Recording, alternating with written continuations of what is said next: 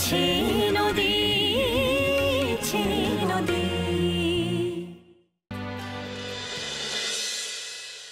অনুষ্কার বাড়িতে যাব ওর সাথে দেখা করতে। অনুষ্কা?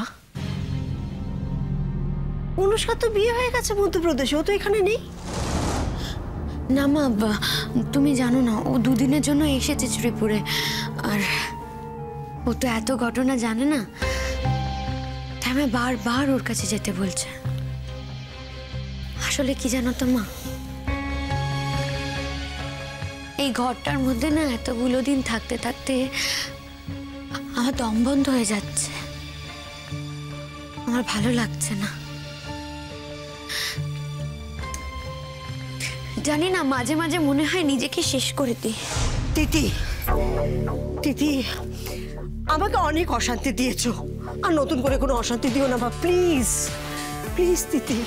না মা, আমার যে কথাগুলো মনে হলো আমি তোমাকে শুধু সেগুলোই বললাম। এতগুলো দিন এই ঘরটার মধ্যে আটকা পড়ে আছে তো ভালো লাগছে না। তাছাড়া অনুষ্কারই তো বাড়ি মা, যাই না মা, একটু ঘুরে আসি না বাড়ি থেকে, মনটা ভালো লাগবে আমার।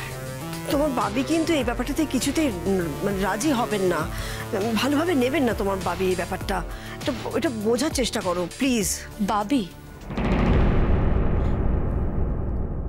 বাবি আমার কথা? আচ্ছা মা, এতগুলো দিন আমি এই বাড়িতে রয়েছি, তুমি বলো তো কবার আমার কথা আমার বাবি জিজ্ঞাসা করেছে, কবার জানতে চেয়েছে? সব থেকে বড় কথা কি জানো তো মা, আমি যে আমার বাবির নিজের সন্তান সেটাই তো উনি এখন স্বীকার করেন না। দিদি, এর জন্য কিন্তু সম্পূর্ণভাবে তুমি দায়ী। তুমি এটা তো মানবে যে তোমার জন্য তোমার বাবির কতটা হেড ডাউন হয়েছে, মানবে তো তুমি, বলো? কিন্তু মা, যে মিথ্যে ব্লেমগুলো আমার নামে চাপিয়ে দেওয়া হয়েছে সেগুলোর হাত থেকে আমি জানি না, সবটাই আমার বাবির অনুমান। চুপ, আমি আর একটা কথাও শুনতে চাই না।